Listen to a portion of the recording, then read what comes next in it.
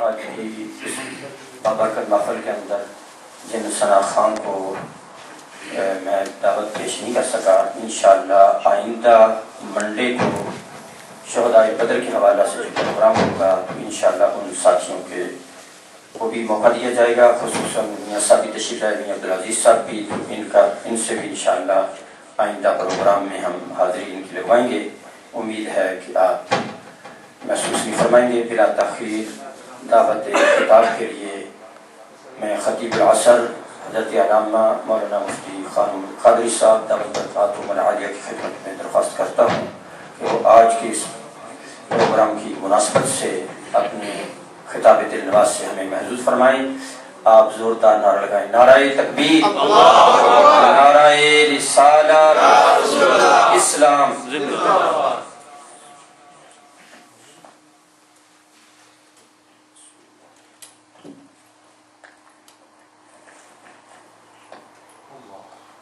بسم اللہ الرحمن الرحیم۔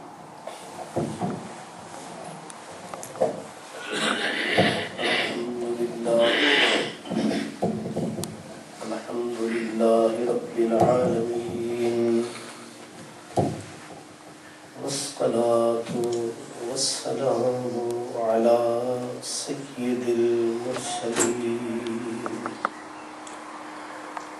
علی سید المرسلین وسید العالمین، خاتم النبیین، وعلی آلہ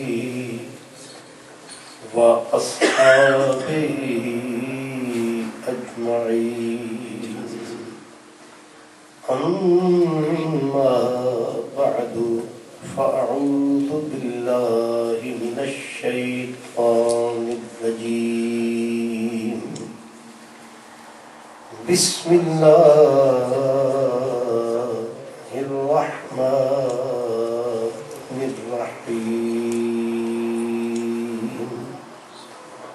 النبی اولی بالمؤمنین، النبی اولی بالمؤمنین من انفسهم وازواجہ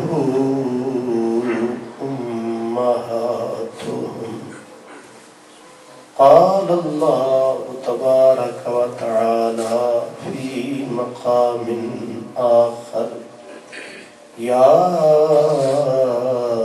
نساء النبی لستن کأحد من النساء، صدق اللہ مولانا العظیم، الصلاة والسلام علیک یا رسول اللہ، وعلی آلک واصحابک یا حبیب اللہ۔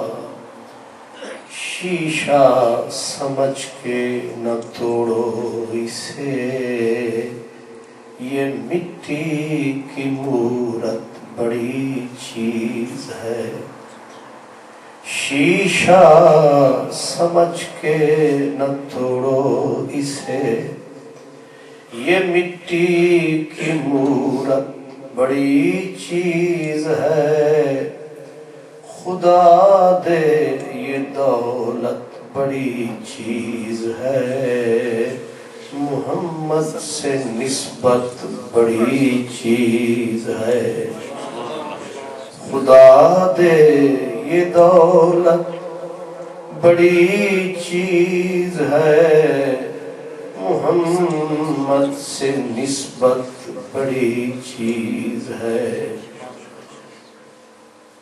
صاحب صدر گرامی قدر مخدوم و محتشم حضور قبلہ حضرت علامہ پیر سید صابر حسین شاہ صاحب دامت برکاتہ عالیہ، اور میرے مخدوم و محتشم عزت مآب علی جناب حضور قبلہ حضرت علامہ مولانا مفتی محمد اعظم صاحب دامت برکاتہ العالیہ نہایت ہی عزت احترام کے قابل جملہ برادران اسلام،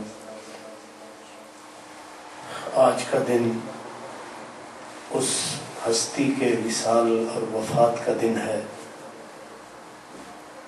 جس ہستی کے دم قدم سے آج اسلام کے چمن میں بہار ہے۔ جتنی بھی نبی کریم صلی اللہ علیہ وسلم کی دنیا میں اولاد ہے، وہ ہستی ان سب کی بنیاد ہے۔ یہ جملہ سادات اسی ہستی کی اولاد ہے۔ میں نے پچھلی مرتبہ بھی عرض کیا تھا، پھر دوہرا رہا ہوں کہ ہم بے شک اپنے بزرگوں کے ایام منائیں، لیکن ان بنیادوں سے بھی غفلت نہ فرمائیں۔ اپنے پیروں کے دن بڑے تم تراک سے مناتے ہیں، بڑے ہم ہمیں سے مناتے ہیں، لیکن اصل میں جن کے نام کا کھاتے ہیں ان کو بھول جاتے ہیں۔ حالانکہ زمانے میں یہ قاعدہ ہے، جس کا کھانا اسی کا گانا، اور حق یہ ہے کہ ہم رسول اللہ کے در گھر کا صدقہ کھا رہے ہیں اور شکر ہے انہی کے گیت گا رہے ہیں۔ برادران اسلام، حضرت سیدہ خدیجۃ الکبریٰ امہات المؤمنین میں منفرد اور ممتاز مقام رکھتی ہیں۔ قرآن مجید نے حضور کی ازواج کو بے مثل اور بے مثال قرار دیا ہے۔ عورتوں کی دنیا میں اللہ تعالیٰ کا فرمان ہے کہ میرے نبی کی ازواج تمہاری مثل کوئی نہیں، تمہارے جیسی عورت کوئی نہیں۔ اور پھر اس میں کیا شک ہے کہ اللہ تعالیٰ نے ارشاد فرما دیا کہ میرا نبی اہل ایمان کی جانوں سے بھی قریب ہے، اور میرے نبی کی ازواج ہر مومن کی مائیں ہیں۔ اور یہ بھی درست ہے کہ ہماری جو بھی ماں ہے اس سے ہمارا رشتہ کمزور پڑ سکتا ہے، لیکن یہ رشتہ جو قرآن مجید نے فرمایا ہے یہ مضبوط مستحکم فولادی رشتہ ہے۔ حضرت سیدہ خدیجۃ الکبریٰ رضی اللہ تعالی عنہا اسلام کی عظیم محسنہ ہے۔ بزرگ فرماتے ہیں کہ خوش نصیب ہے وہ بندہ جس کے لیے دنیا دعا کرے، جس کو دنیا یاد کرے، جس کو دنیا کلمہ پڑھ کر اچھے لفظوں میں یاد کرے، لیکن اس ہستی کا کوئی بدل ہو سکتا ہے کہ اسلام کے پہلے فرد سے لے کر، یعنی سیدھا کہیں کہ حضرت صدیق اکبر، حضرت مولا علی، حضرت زید سے لے کر اس پوری بزم کائنات کے آخری کلمہ پڑھنے والے تک، جو عورت مرد بچہ بزرگ بھی کوئی بھی نیکی کمائے گا، وہ تمام کا تمام ثواب اور اجر کا سلسلہ اکٹھا ہو کے حضرت خدیجۃ الکبریٰ کے دفتر میں جائے گا۔ ان سے بڑا خوش نصیب دنیا میں کون ہو سکتا ہے؟ اور پھر بحث ہوتی ہے کہ اسلام میں سب سے پہلے کس نے کلمہ پڑھا، حضور علیہ الصلوۃ والسلام کی غلامی کا کلاوہ کس نے گلے میں ڈالا ہے؟ اس میں مرد بہت پیچھے رہے ہیں۔ سب سے پہلے جس شخصیت نے دین اسلام کو قبول فرمایا ہے وہ حضرت خدیجۃ الکبریٰ کی ذات ہے. باقی تمام لوگ ان کے بعد میں آتے ہیں. پھر جو اسلام پر، ملت پر، قوم پر ان کے احسانات ہیں، ساری کائنات کا چپا چپا، ذرہ ذرہ، فرد فرد، ہر شخص رسول اللہ کا مقروض ہے، حضور کے احسانات تلے دبا ہوا ہے. لیکن حضور فرماتے ہیں مجھ پر احسانات ہیں حضرت خدیجۃ الکبریٰ. حضرت عائشہ صدیقہ رضی اللہ تعالی عنہا آپ فرماتی ہیں کہ حضور کی عادت تھی کہ آپ جب ہمارے گھر میں کسی بھی زوجہ کے گھر میں تشریف لاتے، جب اٹھتے تو حضرت خدیجۃ الکبریٰ کا ذکر ضرور فرماتے. اور پھر ایک بار نہیں، ہم تو کوئی محفل سجاتے ہیں، ایک بار دعائے خیر کے ہاتھ اٹھاتے ہیں. وہ فرماتی ہے کہ جب بھی حضور انہیں یاد فرماتے ان کے لیے مغفرت کی دعا بھی فرماتے، ان کے لیے بخششیں مانگا کرتے تھے. اور ظاہر ہے آپ فرماتی ہیں کہ اللہ نے مجھے حسن بھی بخشا، علم بھی بخشا، نام بھی تھا، حسب بھی تھا، نسب بھی تھا، سب تھا. تو گزرے ہوئی اس عظیم المرتبت خاتون کو جب اس کثرت سے حضور نے یاد کیا، ظاہر ہے میں عورت تھی، میرے ہونٹوں پہ یہ لفظ آ ہی گئے. میں ایک دن کہہ بیٹھی، میں نے کہا یا رسول اللہ، آپ اس بوڑھی خاتون کا تذکرہ اس کثرت سے فرماتے ہیں، انہی کی یاد ہوتی ہے ہر محفل، ہر مجلس. لگتا ہے زمانے میں عورت صرف ایک ہی تھی. یہ جو سوکن اور سوتن کا لفظ ہے اس میں سچائی ہے، اس میں اثر بھی ہے، اس میں اثر بھی ہے. یہ کہیں بھی ہو یہ اپنا سر اٹھا ہی دیتا، جتنا پاکیزہ سرشت لوگ ہیں. لیکن یہ لفظ کہا کہ کیا لگتا یہ ہے کہ زمانے میں عورت صرف خدیجۃ الکبریٰ تھی.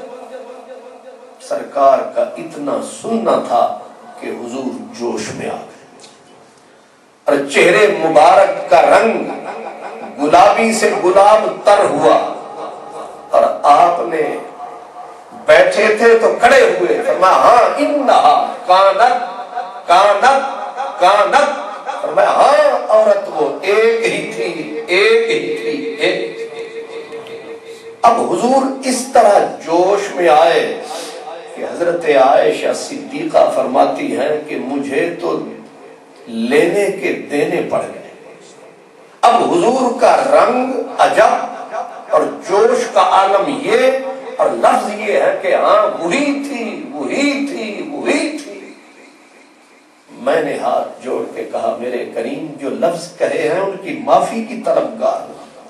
اور حضور کا جوش پھر بھی جب ٹھنڈا نہ ہوا، میں نے بارگاہ رب العزت میں عرض کیا میرے اللہ، میرے رسول، میرے کریم، میرے حبیب کے غصے کو ٹھنڈا کر دے. اور حضور علیہ الصلوۃ والسلام جب آپ کا غصہ ذرا ٹھنڈا ہوا تو آپ نے فرمایا جانتی ہو عائشہ، جب سارے زمانے نے ہم سے رشتہ توڑا تھا تو اس نے رشتہ جوڑا. جب سارے زمانے نے ہم سے نظریں پھیر لی تھی، سارے زمانے نے ہمیں محروم کیا تھا، اس نے زندگی بھر کی کمائی ہمارے قدموں میں لا کے رکھی. جب ساری دنیا نے ہمیں جھٹلایا تھا اس نے ہمارا نعرہ لگایا. جب ساری دنیا نے ہماری تکذیب کی تھی وہی تھی جس نے میری تصدیق کی تھی. تم کہتی ہو وہی، اور تم جانتی ہو کہ اللہ نے اس کی محبت میرے سینے میں پیوست کر دی ہے. میں اس کو بھلانا بھی چاہوں تو بھلا نہیں سکتا. اور یہ بھی تم جانتی ہو کہ قدرت نے اولاد جیسا ثمر بھی مجھے اسی کی کوکھ سے دیا. میں اسے بھول سکتا ہوں؟ اللہ 25 سال مکمل میرا اور خدیجۃ الکبریٰ کا ساتھ رہا، لیکن پورے 25 سال میں نہ کبھی اس نے کیا کہا، نہ کیوں کہا، نہ کیسے کہا۔ کوئی ہے بہت بڑا خواجہ اور راجہ، کوئی ہے بہت بڑا قریشی ہاشمی پیر فقیر جو یہ کہے کہ میں بہت ہی طاقتور چودھری ہوں، میرا گھر کے اوپر بڑا قبضہ و کنٹرول ہے، اور میرا یہ ہم ہے گھر میں کہ میری بیوی نے نہ زندگی میں کیا کہا، نہ کیوں کہا، نہ تو کہا۔ کوئی ہے کائنات میں کوئی بڑے سے بڑا غوث، کوئی قطب، لیکن کیا عظیم ہستی ہے۔ رسول اللہ فرماتے ہیں کہ 25 سال بیت گئے اور اس نے یہ بھی نہ کہا کہ حضور یہ کیوں کروں، حضور یہ کیسے۔ فرمایا بس ہمارے منہ سے لفظ نکلتے تھے اور وہی قانون بن جاتے تھے۔ جب اہل مکہ نے یہ تان کیا تھا، حضور پر تان کیا، سہیلیاں مل کے آئیں، کہنے لگی خدیجۃ الکبریٰ تو نے یہ زندگی کا کیا سودا کیا، آدھے مکے کی تو مالکہ ہے، جتنا مال تجارت ٹوٹل قریش کے سرداروں رئیسوں کا ہے اس میں آدھا تیرا ہوتا ہے، اور مکے کے بڑے بڑے رئیس جھولیاں پھیلا کے تیرے دروازے پہ بھیک مانگتے نظر آتے ہیں، اور تو نے زندگی کا عہد بھی باندھا، تو کیا برائی تھی فلاں اور فلاں سردار میں ایک یتیم کے ساتھ رشتہ جوڑا جس کے پاس دولت نام کی شے ہی کوئی نہیں۔ کیا مال اور دولت کے بغیر زندگی کٹ سکتی ہے؟ حضرت سیدہ خدیجۃ الکبریٰ نے یہ باہر بھی تانا سنا، اندر بھی سنا، تو آپ نے کیا کیا؟ آپ نے پھر سب کو جمع فرمایا، جمع فرما کے آپ نے فرمایا تم لوگ مجھ کو تانا دیتے ہو کہ میرے محمد عربی کے پاس دولت نہیں ہے، آج کے بعد جو سیدہ آمنہ کا لال ہے اسی کے نام یہ سارا مال ہے، آج کے بعد میرا کچھ بھی نہیں، سارا انہی کا، آج کے بعد میں مفلسہ ہوں، میں ہاتھ جوڑوں گی، میں جھولی پھیلاؤں گی، میں منگتی بنوں گی، سارے مال کے مالک آپ ہیں۔ اور تو اور جو کوئی غلام تھا وہ بھی اپنے پلے نہ رکھا، زید کو بھی پکڑ کے کہا حضور یہ بھی آپ کے حوالے، مجھے گردش فلک سے نہیں احتجاج کوئی کہ متاع جان و دل ہے تیری زلف کے حوالے، حضور یہ سب کچھ آپ کا ہے۔ تسلیم و رضا کیا ہوتی ہے؟ تسلیم و رضا یہی ہے کہ کیوں نہ کہنا، اور یہ خاصیت انبیاء میں اللہ کے لیے ہوتی تھی، یہ خاصیت انبیاء میں اللہ کے لیے ہوتی تھی کہ اللہ تبارک و تعالی جو فیصلہ کرے نہ کیوں کہتے ہیں نہ کیا کہتے ہیں، یہ خاصیت نبیوں کی خدا کے سامنے ہے، اور وہی خاصیت خدیجۃ الکبریٰ کے مصطفیٰ کے سامنے۔ حضرت میاں محمد بخش رحمت اللہ علیہ وہ اس پورے کے پورے منظر نامے کو اپنے شعر میں کہتے ہیں کہ گل میری ہاتھ تیرے سجنا، گل میری ہاتھ تیرے سجنا، تے اچا سہنا بھرنا، جو چاہے سوئی چنگا تے جو آنکھیں سو کرنا، جو چاہے سوئی چنگا جو آنکھیں سو کرنا، تیری خوشی کے سامنے تیری رضا کے سامنے میری خوشی خوشی نہیں، میری رضا رضا نہیں۔ امام زرقانی کہتے ہیں کہ یہ عظمتیں جو سیدہ کو عطا ہوئی ہے شاید ان کا مقدر تھی، یہ ان کی تقدیر تھی، مقدر تھی۔ وہ خود نقل فرماتے ہیں کہ حضرت آدم علیہ السلام نے اپنے وقت میں فرمایا تھا کہ آخری جو دیگر پیشین گوئیاں تھیں ان میں یہ بھی تھی کہ آخری نبی جو تشریف لائے گا اس کی جو زوجہ ہوگی وہ زوجہ میری زوجہ سے افضل تر ہوگی. کس لیے؟ کہا دو وجہ سے اس نبی کو بھی اس کے گھر کو بھی فوقیت حاصل ہے کہ میری بیوی نے لغزش میں بھول میں میری مدد کی، لغزش میں میری مدد کی، لیکن ان کی جو بیوی ہوگی آخری نبی کی ہر بھلائی میں ان کی مددگار ہوگی. اور پھر یہ حضرت آدم علیہ السلام، اس سے وہ فرماتے ہیں لگتا ہے کہ حضرت خدیجۃ الکبریٰ کا مقدر پہلے سے ہی رب نے اعلیٰ بنا. اس لیے برادران اسلام، وہ عظیم ہستی جس کی محبت رسول اللہ کے سینے میں، رسول اللہ کے دل میں قدرت نے پیوست کر دی.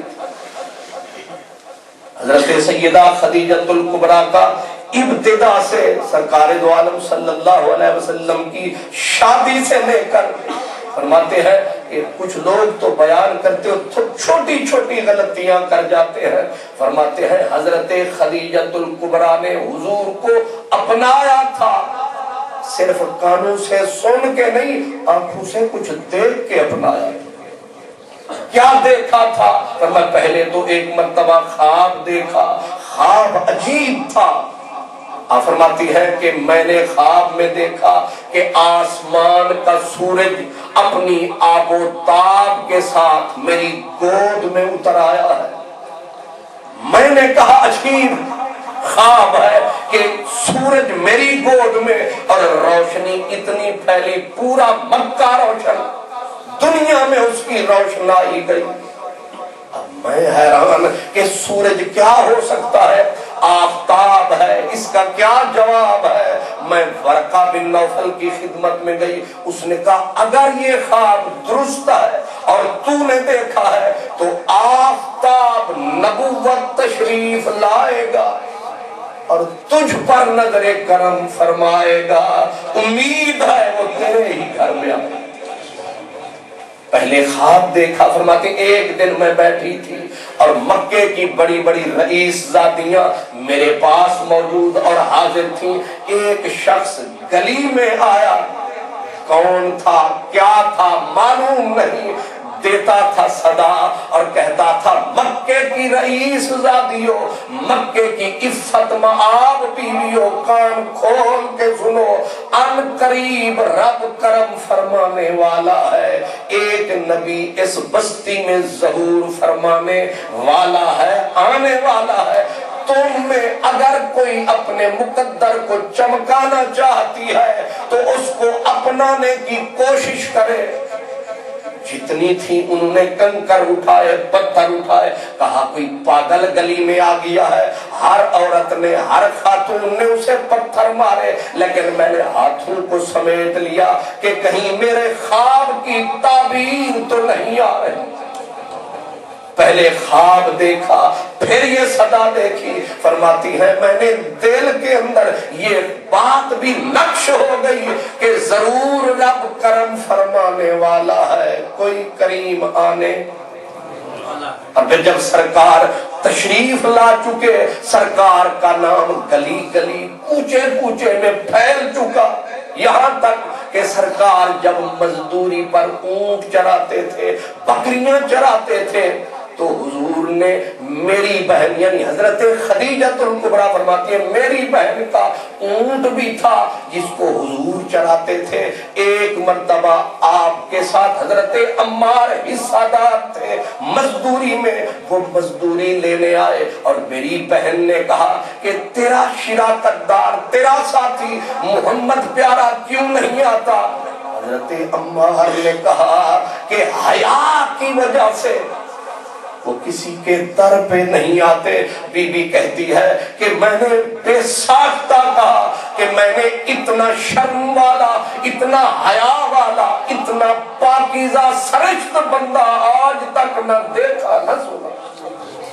اور آکے حضرت خدیجۃ الکبریٰ کو بتایا کہ اس مکے کی بستی میں ایک ایسی ہستی ہے، اتنی عفیف پاک باز ہے، پوری دنیا سے الگ اس کا انداز ہے، شرم و حیا کا پیکر آدم ہے۔ حضرت خدیجۃ الکبریٰ کہتی ہے ادھر خواب، ادھر وہ کسی کی صدا، ادھر میری بہن کی یہ باتیں، میں تو دنیا سے کٹ چکی تھی، رشتے توڑ چکی تھی، لیکن میرے اندر یہ خواہش جاگی کہ اگر میں اس بندے کو ساتھی بناؤں گی تو میری دنیا بھی سنور جائے گی، آخرت بھی سنور جائے گی۔ یہ بھی نہیں کہ یہ کوئی عام رئیس زادی تھی، آپ کا لقب جہالت کے دور میں بھی طاہرہ تھا۔ جہالت کے دور میں، یعنی جب جہالت میں کیا کیا ہوتا تھا، فرمایا اتنی دولت کے باوجود، میں اشارتاً بتا چکا کہ مکے کے سارے رئیسوں کا مال ایک طرف ہوتا تھا اور اکیلا حضرت خدیجۃ الکبریٰ کا مال، اتنا مال ہو جب دولت آتی ہے کئی برائیاں بھی ساتھ۔ ہم نے دیکھا ہے کہ دولت کے حسین شانوں پر لوگ بڑے آرام سے غیرت کو سلا دیتے ہیں۔ ہم نے دیکھا ہے مصر میں دولت کو ستم ظریف پیمبر خرید لیتی ہے۔ دولت جب آتی ہے پتہ نہیں کیا کیا نمونے ساتھ لاتی ہے، لیکن وہ خاتون کہ ہو جہالت کا ڈیرا، ہر سو برائیوں کا پھیرا، لیکن اس کا لقب تب بھی طاہرہ پاک باز ہے۔ مسجدوں میں رہ کر پاک رہنا بڑی بات نہیں، بندہ رہے بازار میں، وہاں رہے نظر بھی پاک، دل پاک، دماغ پاک۔ اقبال کہتا ہے دل سوچ سے خالی ہے، نگاہ پاک نہیں ہے۔ سب کچھ ہے ہمارے پاس لیکن نگاہ پاک نہیں ہے۔ لیکن کیا وہ عظیم خاتون ہوگی کہ جب شرابوں کے گھڑے سراہیاں چلتی تھی اور بری عورتوں نے اپنے گھر پہ جھنڈے گاڑے ہوئے تھے، اس علاقے میں، اس جگہ پر اس بی بی کا لقب ہے طاہرہ کہ اس کے دامن پر نہ دھبا ہے نہ داغ ہے۔ اور پھر کمال یہ ہے کہ جو بھی مجبور، مقہور، مسکین، یتیم عورت آتی تھی، اس بی بی کے گھر سے جھولیاں بھر کے جاتی تھی۔ یہ بزرگ علماء ہمیں بتاتے ہیں کہ حضور علیہ السلام جب بھی کوئی چیز آتی، جب بھی کوئی جانور ذبح ہوتا تو آپ خصوصیت کے ساتھ آپ فرماتے یہ حصے الگ کر لو۔ سرکار یہ کدھر جائیں گے؟ فرمایا یہ خدیجۃ الکبریٰ کی سہیلیوں کو بھیجوں گا۔ تو ہم غلطی کھا جاتے ہیں، شاید بی بی کی ہمسر سہیلیاں تھیں، بی بی انہی کو سہیلیاں بناتی تھی جو مجبور ہوتی تھی، جن کا گھر در نہیں ہوتا تھا، جن بیویوں کا وظیفہ حضرت خدیجۃ الکبریٰ نے لگایا ہے، رسول اللہ نے آخری دم تک وہ عہد نبھایا۔ ہم اپنے عہد، ہم تو اپنے باپ کا عہد بھی نہیں نبھا سکتے، ہم اپنے عہد نہیں نبھا سکتے، لیکن جس بیوی کے عہد رسول اللہ نبھا رہے ہیں اس کا مقام کیا، دعائیں ہر روز، تذکرے ہر روز۔ اور پھر رسول اللہ تذکرے کرتے کہاں ہے؟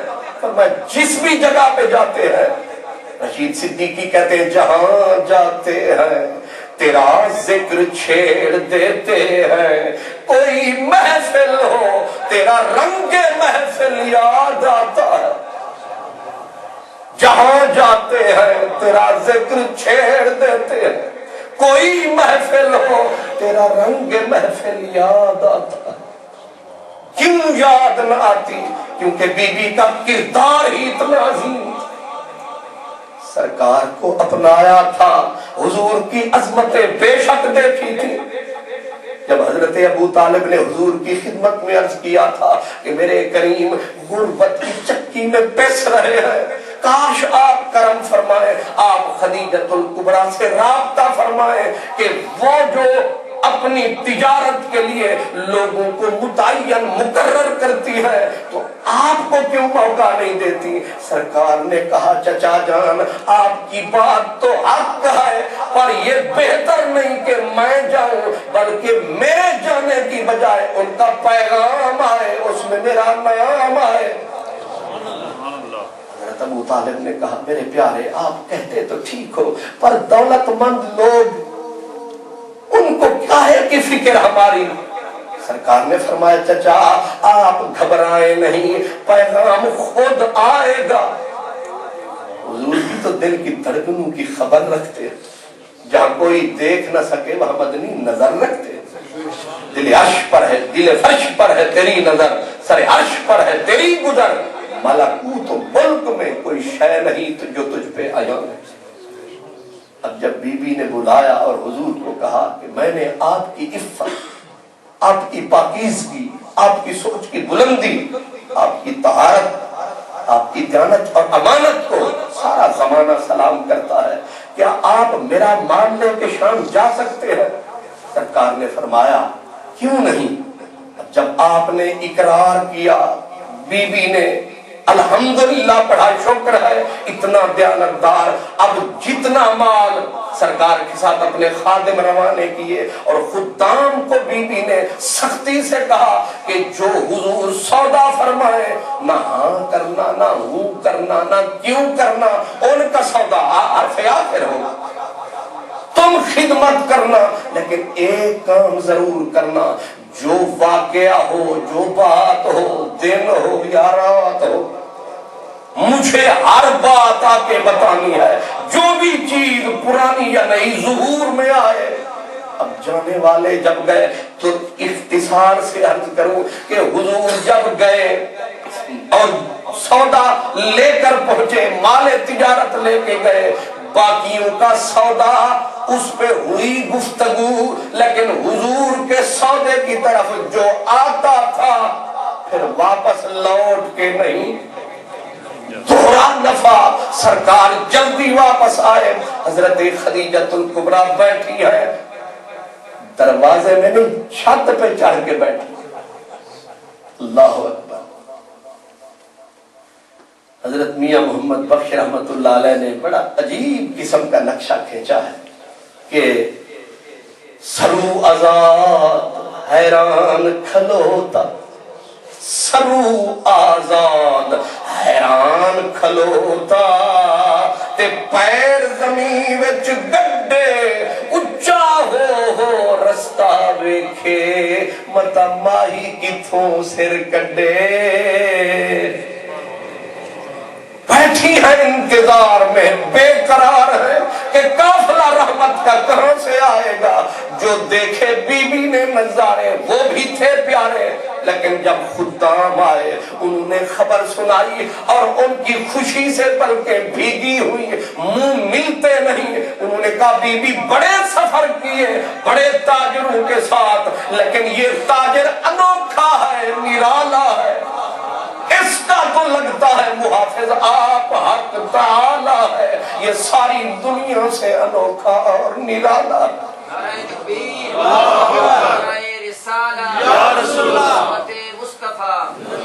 بی بی ہم نے تماشا دیکھا، سخت قسم کی دھوپ ہوتی تھی، سارا قافلہ جلتا تھا، لیکن رحمت کا بادل اس کے ساتھ ساتھ چلتا تھا۔ سارا قافلہ دھوپ میں جلتا ہے، ان کے ساتھ رحمت کا بادل ساتھ ساتھ چلتا ہے۔ بی بی جس درخت کے نیچے جا کے بیٹھتے تھے، درخت کی ٹہنیاں جھک جھک جاتی تھی۔ ہمیں تو سمجھ نہیں آئی، لیکن ہم نے تماشا تب دیکھا جب ایک راہب نے، ایک عبادت خانے کے راہب نے ہمیں خصوصاً بلایا، کھانا کھلایا، اور جب اس تیرے پیارے تاجر کو قریب فرمایا تو نظارہ عجیب تھا۔ ساری دنیا اپنے مذہبی پیشوا کو سلام کرنے آتی تھی، لیکن ہم نے اس کا یہ حال دیکھا، پہلے اس نے پیارے محمد کے ہاتھ چومے، پھر پاؤں پہ سر رکھ کے گر گیا، اس کا کفر وہیں پہ مر گیا، اور اس کہیں پہ صدا دی. اس نے کہا جو نشانیاں میں دیکھ رہا ہوں یہ نشانیاں اس رسول کی ہے جو کائنات کا اصل الاصول ہے اور اللہ کا آخری رسول ہے.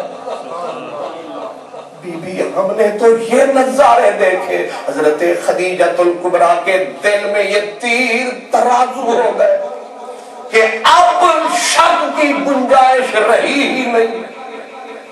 سو اس بنیاد پر یہ سچائیاں یہ ارحاسات دیکھ کر حضرت سیدہ خدیجۃ الکبریٰ نے اپنی زندگی کی باغ ڈور رسول اللہ کے حوالے کر.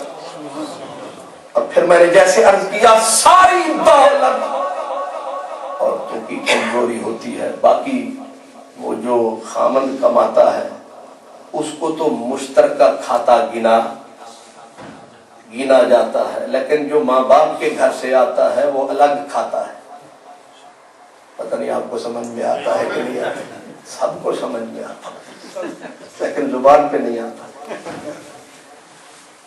اسی طرح نا کہ بی بی نے جو تھا نا وہ جب خامند نے نیا گھر خریدا تو بی بی نے خوش ہو کے کھانا پکایا کہ آج ہم نے ایک نیا گھر لے لیا. اب ساری بات ہوئی, کہا الحمدللہ یہ کرولا کار بھی ہماری ہے, یہ گھر بھی ہمارا ہے, یہ فرنیچر بھی ہمارا ہے. اب ایک صندوقڑی پڑی تھی, کہا یہ میری ہے. تو خامند اس کو اچانک تھوڑا سا اس نے کہا یہ ہمارا سارا ہمارا تھا اور یہ بیچ میں میرا کہاں سے آ گیا ہے. اس نے کہا یہ ہمارا نہیں. اس نے کہا اس نے کہا تو یہ ہمارا کیوں نہیں. اس نے کہا یہ میں ماں کے گھر سے لایا. جتنا بھی رشتہ نیڑے کا لیکن پھر بھی رستہ رہتا ہے چھیڑے, پھر بھی میرے تیرے کا کوئی نہ کوئی بات رہتی ہے. لیکن ہے کوئی ایسی عورت زمانے میں, اگر عورت خود کما رہی ہو, کما کے لا رہی ہو اور خامن صاحب اپنی چودراہٹ رجاٹ اور اپنی قریشیت مولویت جگائیں تو بیگم فرماتی ہے زیادہ اچھے بولن دی لوڑ نہیں, تھلے زمین بھی ہے تے اتے اسمان بھی ہے. اس کا مطلب آپ سمجھ گئے؟ آپ سے زیادہ کون سمجھ سکتا؟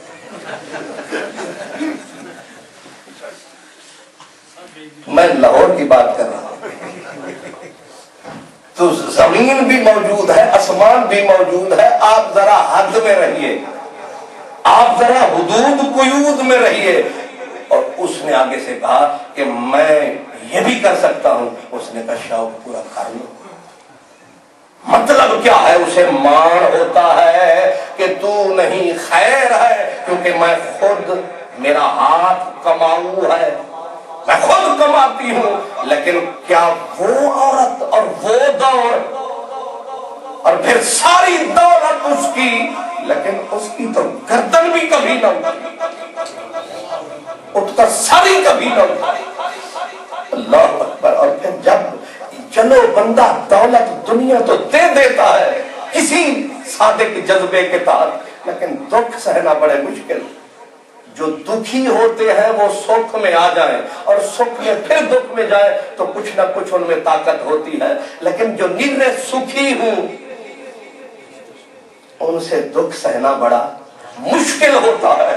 وہ بی بی وہ تو سونے کے چمچے لے کے آئی تھی, لیکن اب شیب ابی طالب میں جب اسے پتے کھانے پڑے وہ بی بی کہہ سکتی تھی دولت بھی میں نے اپنے آپ کے نام لگائی, اپنی شہرت اپنا نام لگایا. آپ نے تن کا اٹھا کے کچھ بیواؤں کو, کچھ یتیموں کو, کچھ مسکینوں کو, اب میرے گھر کے لیے, میرے بچوں کے لیے یہ پتے رہ گئے ہیں درختوں کے. پھر ایک دن نہیں 3 سال. اور شدت کا یہ عالم کہ جب پتے بھی نہ رہے, باہر جانے پہ پابندی, تو چمڑا جو چمڑا ہوتا ہے چمڑے کو پانی میں ڈالنا اور پانی میں بھگو کر نرم کرنا, پھر منہ سے چبانا تاکہ کچھ تو اس کا آسرا سہارا رہے. لیکن کیا عظیم خاتون ہے, اپنے چھوٹے بچوں کو تڑپتے دیکھ کے بھی اس کے ہونٹوں پہ شکوے کا لفظ نہیں آیا. اور الٹا اس دن جس دن پہلی مرتبہ جبریل تشریف لائے جس دن پہلی وحی آئی سرکار کی نبوت کا اعلان تھا، خوش سارا جہان تھا، لیکن اس بھار بوجھ کے احساس سے حضور کا تن بدن لرز رہا تھا۔ حضور سیدھے پہنچے گھر، نہ کسی دوست کو بتایا، نہ کسی بیوی کو بتایا، اگر بتایا ہے تو اس بیوی کو بتایا، کیونکہ سرکار کو پتا تھا کہ میری محرم راز ایک ہے، پوری دنیا میں یہ نیک ہے۔ ورنہ کہتے ہیں کہ بات یا راز نہ رکھنے میں عورتیں ایک مثال ہوتی ہے، جس بات کو پھیلانا ہو جا کے گھر بتا دو، اور یہ بھی آگے کہہ دو یہ دسنے کسی نے نہیں، صبح تک آپ کے پہنچنے سے پہلے وہ پہنچ جائے۔ لیکن عجیب سلسلہ ہے کہ ایک عورت کے بارے میں یہ کہنا، لیکن اس خاتون ساری کائنات سے ہی جدا، اس کی سرشت جدا، اس کی فطرت جدا، اس کی سوچ جدا، اس کی اپروچ جدا۔ سرکار نے آ کے قسم میں لونی مجھے جلدی چادر اڑاؤ، اب وہ چادر اڑاتی ہے سرکار دو عالم۔ یہ بوجھ نبوت کا بھار ہے، کوئی مذاق ہے؟ جب حضور کی یہ حالت پاتی ہے تو یہ نہیں کہتی کیا ہوا، پہلا جملہ کہتی ہے او میرے پیارے آقا، میرے پیارے محبوب، گھبرائے نہیں، اللہ آپ پہ نظر رحمت فرمائے گا، رسوائی کا نقطہ بھی تیرے در پہ نہیں آئے گا۔ اور آگے بی بی گنواتی ہے، آپ تو یتیموں کے دکھ اٹھاتے ہیں، آپ تو بیواؤں کی گٹھڑیاں اٹھاتے ہیں، آپ تو پریشانوں کی پریشانیاں بانٹتے ہیں، آپ تو مصیبتوں کی مصیبت جو ہے دور فرماتے ہیں، آپ کے در پہ رسوائی کبھی نہیں آئے گی، عزت آپ کا مقدر ہے، عزت آپ کا مقدر رہے گی۔ نبی کو تسلیاں، رسول کو تسلیاں، اور پھر آپ کو یہ بھی علم ہے کہ حضور کی عمر شادی کے وقت 25 سال یعنی عین شباب، اور سیدہ کی ڈھلتی جوانی 40 سال کی عمر، وہ پورا 15 سال کا ڈیفرنس ہے۔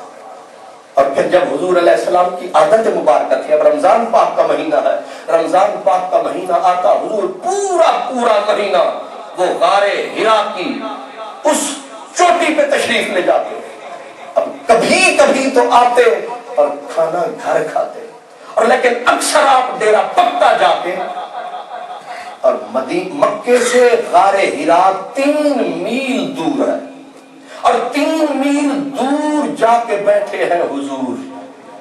اب بی بی نے کھانا بھی پکانا ہے، گھر کا بھی کام کرنا ہے، اور پھر حضور کے لیے کھانا پکا کر پانی بھی، ستو بھی، سالن بھی، سب کچھ اٹھانا ہے، اور پیدل 3 میل چل کے جانا ہے، نکیلے پتھر ہے، سفر طویل ہے، اور پھر یہ نہیں ہموار زمین نہیں، کہاں بیٹھے رحمت اللہ علیہ۔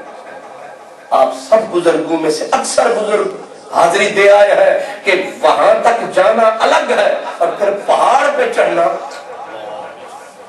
تنو مند صحت مند آدمی ہو تو گھنٹہ سوا ٹھیک لگتا ہے، وہ بھی پانی پیتے پیتے چوٹی پہ بندہ چڑھتا ہے، پھر سانس ٹھکانے نہیں ہوتے، لیکن بی بی نے تو کھانا بھی اٹھانا، پانی بھی اٹھانا، پھر 3 میل دور چل کے بھی جانا، پھر پہاڑ پہ چڑھنا، پھر چڑھ کے اترنا۔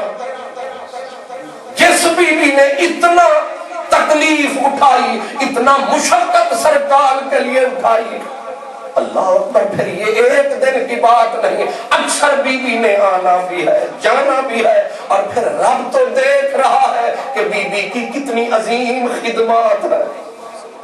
حدیث پاک میں آتا ہے کہ اللہ پاک نے کرم کمایا، بی بی کے اوپر نظر رحمت پڑی تو وہ مقام ملا حضرت خدیجہ الکبریٰ کو۔ ایک دن آپ غار حرا کے باہر تھی، ابھی پہاڑ کے اوپر چڑھ رہی تھی کہ حضرت جبریل کے پروں سے فضا معمور ہو گئی، پہلے نور تھی اب پوری فضا نور علی نور ہو گئی، ساری الفت وجود محمد کی دور ہو گئی۔ حضرت جبریل نے آ کے کہا یا رسول اللہ، اللہ فرما رہا ہے، نام نہیں لیا، اللہ فرما رہا ہے وہ عورت جو آ رہی ہے ہاتھ میں آپ کے لیے سالن روٹی لا رہی ہے، وہ عورت جو آ رہی ہے، رب فرماتا ہے کہ میرے نبی سے کہو اس خاتون کو میرا سلام۔ یہ زمین کے سینے پر پہلی عورت ہے جس کو ڈائریکٹ رب کی طرف سے یوں سلام آیا۔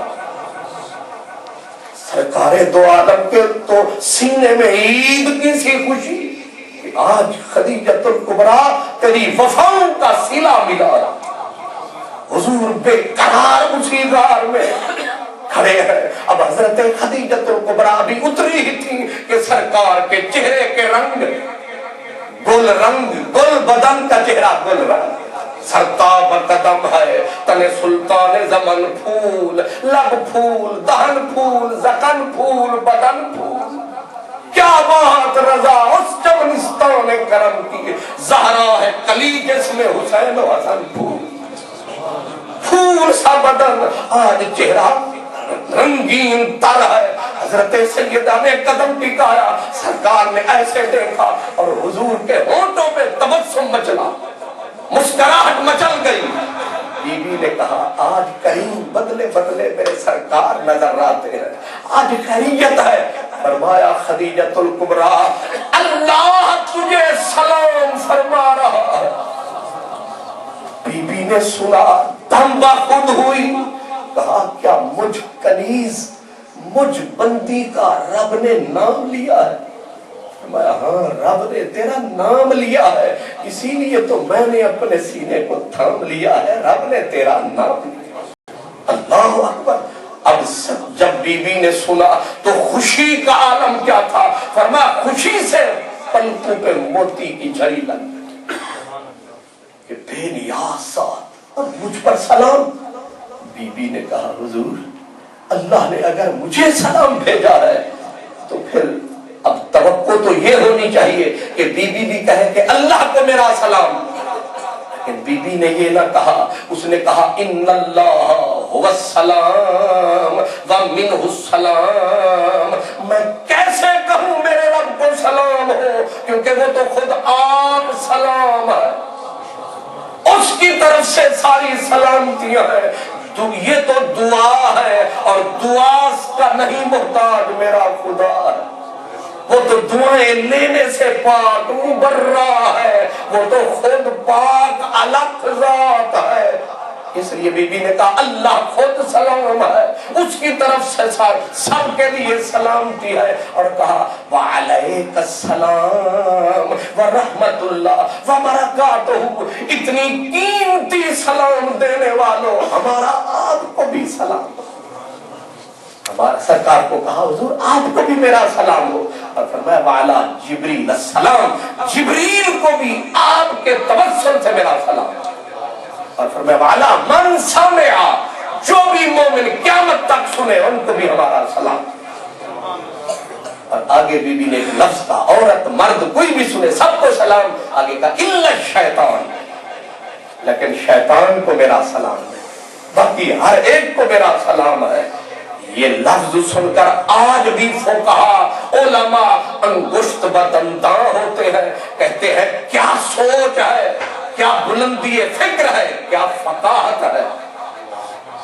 ورنہ صحابہ کرام خود اللہ تبارک و تعالیٰ کو وہ سلام کہہ اٹھے تھے ایک مرتبہ، تو رسول اللہ نے روکا کہ اللہ کو سلام نہیں کہا جاتا کیونکہ یہ دعا ہے، اللہ دعاؤں کا محتاج نہیں ہے۔ لیکن بی بی کو پتہ نہیں یہ سبق کہاں سے آیا ہے، کیونکہ اس کے گھر میں نور ہی نور رہتے تھے جو حضور، اور یہ لکھنے پہ ہو گئے مورخ محدث مجبور کہ پورے مکے میں سب سے افضل مقام کون سا ہے، سب سے افضل ترین مقام کون سا ہے؟ سب سے پہلے کعبہ، بیت اللہ، بیت اللہ کے بعد کون سا مقام ہے؟ فرمایا خدیجۃ الکبریٰ کا حجرہ، پورے مکے میں سب سے افضل ترین جگہ جہاں بی بی کا ڈیرا تھا، وہیں جبریل کا ہر روز پھیرا تھا، وہیں رسول اللہ کی اولاد ہوئی، وہ جگہ جیسے آباد ہوئی۔ فرمایا بیت اللہ کے بعد افضل ترین جگہ وہ حجرہ تھا، وہ کمرہ تھا، وہ گھر تھا، وہ در تھا جو محمد نگر تھا، رحمت نگر تھا، توحید نگر تھا، قرآن نگر تھا، وہ خدیجۃ الکبریٰ کا گھر تھا۔ اللہ اکبر، یہ شان قدرت نے جس بی بی کو عطا کی، اب اس کا کون مقابلہ کر سکتا ہے؟ کون اس کی برابری کا سوچ بھی سکتا ہے؟ اور پھر بی بی نے جس طرح حضور کے ساتھ نبھایا، حضرت سیدہ فاطمہ الزہرا آپ کہتی ہیں بابا جب میری والدہ کا ذکر کرتے، ایک دن میں ساتھ ہو بیٹھی، میں نے کہا بابا میری ماں کہاں ہے؟ بچے پوچھ لیتے ہیں بابا میری ماں کہاں ہے؟ تو سرکار نے فرمایا تیری ماں بڑے خوبصورت جھونپڑے میں رہتی ہے۔ اب جب یہ لفظ فرمایا نا عربی میں، تو حضرت بی بی فاطمہ کہتی ہیں وہ بھی تو عربی تھی، بابا جھونپڑے میں؟ فرمایا بیٹی تو جو جھونپڑا سمجھ رہی ہے یہ والا جھونپڑا نہیں، وہ یاقوت لولو مرجان موتیوں کا جھونپڑا جو رب نے خاص تیری والدہ کے لیے تیار فرمایا ہے، تیری اماں نے وہاں ڈیرا لگایا ہے۔ تو وہ منزل جو کسی کے تصور میں نہ آئے، اور پھر بی بی کا مقام، بی بی کو لاکھ سلام، جب آخری ایام آخری وقت آیا ہے تو وہ بھی عجب ہے کہ جب ہچکیاں لگ رہی ہے، سکرات کا عالم ہے، حضرت خدیجۃ الکبریٰ رضی اللہ تعالی عنہا نے حضور کو صدا دی، بچیاں لپٹی ہوئی ہیں ماں سے، اب کہا میرے کریم میرے پاس تشریف لائے، سرکار تشریف لائے اور عرض کیا آپ تھوڑی دیر کے لیے اگر مناسب سمجھے تو میرے سامنے بیٹھ جائیں۔ اب جس کے دیدار کو عرش ترسے، آج وہ بادل برسے تو کہاں برسے۔ حضور جب بیٹھ گئے، بی بی کی آنکھوں میں آنسو آئے، آنسو کی جھڑی لگی، حضور نے فرمایا خدیجۃ الکبریٰ تو موت سے گھبرا کے رو رہی ہے، جنت تیری مشتاق ہے، سارا زمانہ جنت کا مشتاق ہے، لیکن جنت تیرا انتظار کر رہی ہے، رو نہیں۔ بی بی نے عرض کیا میرے کریم میں موت سے گھبرا کے نہیں رو رہی، مجھے تو آپ کی جدائی کی گھڑی یاد آ گئی، مجھے تو آپ کی جدائی کی یہ گھڑی رلا رہی ہے، پتہ نہیں پھر یہ وقت پلٹ کے آئے گا کہ نہیں، لیکن آپ ذرا سامنے بیٹھ جائیں میری روح آسانی سے نکل جائے۔ نزا کی تکلیفیں برداشت نہیں ہوتی، تم سامنے آ بیٹھو دم نکلے بآسانی، تم سامنے آ بیٹھو دم نکلے بآسانی، اگر کچھ تھی تو بس یہ تھی تمنا آخری اپنی کہ تم ساحل پہ ہوتے کشتی ڈوبتی اپنی۔ بی بی نے جس وقت یہ کہا حضور کی پلکوں پہ آنسو تیر رہے ہیں، اب بچیاں لپٹی ہوئی ہیں، بی بی نے عرض کی میرے کریم چند باتیں گزارش کر سکتی ہوں؟ اب روتے روتے حضور نے فرمایا بولو میں سننے کے لیے بیٹھا ہوں۔ کہا پہلی گزارش تو یہ ہے کہ میں نے 25 سال آپ کی قدموں میں گزارے، اگر کوئی کمی رہ گئی خدمت میں تو معافی کی طلب کا، میں معافی چاہتی ہوں۔ سرکار تو وفاؤں کو دیکھ کے رو پڑے، اور تو مجھ سے معافی مانگ رہی ہے، حالانکہ تیری زندگی میں تو کجید نام کی چیز کبھی نہ آئی۔ اور پھر کہا میرے کریم دوسری گزارش یہ ہے کہ روز محشر میں آپ کا ساتھ طلب کر سکتی ہوں کہ آپ کا ساتھ مجھے نصیب ہو سکتا ہے۔ فرمایا وعدہ رہا۔ حضور شفاعت کی بھی میں مستحق ہوں، استحقاق ہے، تو شفاعت کی اس رحمت کی جڑی میں بھی مجھ کنیز کو یاد رکھنا۔ بی بی معروضات پیش کر رہی ہے، پلکوں پہ آنسو ہے، حضور روتے جا رہے ہیں، بی بی عرض کرتی جا رہی ہے۔ اب بی بی نے کہتے کہتے یہ کہہ دیا میرے کریم میری بچیاں اب میرے بعد یتیم ہو جائیں گی، یہ بڑی تو سہ لیں گی لیکن فاطمہ میرے جگر کا ٹکڑا نہیں، میری جان ہے، میرا سب کچھ اس کے اوپر قربان ہے، پر کیا کیجئے قدرت کو یہی منظور منظور ہے کہ میں جا رہی ہوں، اس میں ہاتھ جوڑ کے کہتی ہوں اس پہ دوہری نگاہ کرم فرمانا، اس پہ دوہری شفقت فرمانا میرے کریم، اس کے اوپر نظر کرم خاص فرمانا۔ اور ہچکی اور آخری لفظ یہ کہ بی بی نے کہا میرے کریم اس قابل تو نہیں ہے میرا بدن، لیکن رسولوں کے سردار میری تمنا آرزو یہ ہے کہ اگر ممکن ہو تو وہ چادر جو قرآن مجید کے نازل ہونے کے وقت آپ کے تن پہ سجی رہتی تھی، کیا وہ مجھ غریب کا کفن بن سکتی ہے؟ سرکار نے فرمایا چادر ہی نہیں، چادر بھی تیرے لیے، جنت بھی تیرے لیے۔ اور یہ لفظ بھی گونج رہے تھے کہ سرکار کے ہاتھوں میں انگور کا گچھا، انگور، فرمایا لے، تو ابھی جنت کی بات کر رہی ہے، ساری کائنات جنت میں جائے گی تو یہ انگور کھائے گی، تیری مہمانی یہی آ گئی۔ یہ بھی شان ہے خدیجۃ الکبریٰ کی۔ ابھی سرکار کی چادر کا تذکرہ ہوا ہی چاہتا تھا کہ جبریل علیہ السلام آئے اور آ کے صدا دی، یا رسول اللہ، رب نے جنت سے یہ کفن کی چادریں بھیج دی۔ برادران عزیز، وہ عظیم المرتبت خاتون جنت المعلا میں جس کا ڈیرا ہے، جب حضور نے ان کی قبر مبارک بنائی تھی تو حضور اس قبر میں خود اتر گئے تھے، حضور اس قبر میں لیٹے تھے، اور حضرت خدیجۃ الکبریٰ کا آج بھی وہی ڈیرا ہے، رحمتوں کا وہی پہ پھیرا ہے، اور جتنی یہ سادات کی نسل ہے یہ اسی سیدہ کی شکل ہے، ان سب کی وہی نسل ہے۔ اسی لیے آج آپ بھی تشریف لائے، قبلہ مفتی صاحب تشریف لائے، لیکن ہم نے شاہ صاحب کو، قبلہ قاری صاحب نے کہا کہ آپ ہی یہاں اس محفل کی صدارت فرمائیں کہ آپ اسی شاہ کے ایک پھول ہیں، ہم تو آپ کے قدم میں کوئی دھول ہیں، لیکن یہ فخر ہے ہم غلامان رسول ہیں، اور یہ بھی فخر ہے کہ آج جامعہ شمسیہ میں آپ سب، ہم نے اس عظیم ماں کی بارگاہ میں حسب توفیق ہم حق تو ادا کر ہی نہیں سکتے، اور اتنا تھوڑے سے وقت میں اگلے جو پروگرام میں میں سفارش کروں گا قاری صاحب سے کہ ٹائم کا معاملہ ذرا سیدھا رکھیں، تاکہ ہم جو کہنا چاہتے ہیں نعتوں سے انکار نہیں ہے، لیکن ضرورت کچھ اور شے کی ہے، اس پہ نگاہ رکھیں۔ ان دوستوں کو میرے حوالے کریں، ان کو میں منت کر کے راضی کر دوں۔ وآخر دعوانا الحمدللہ رب العالمین۔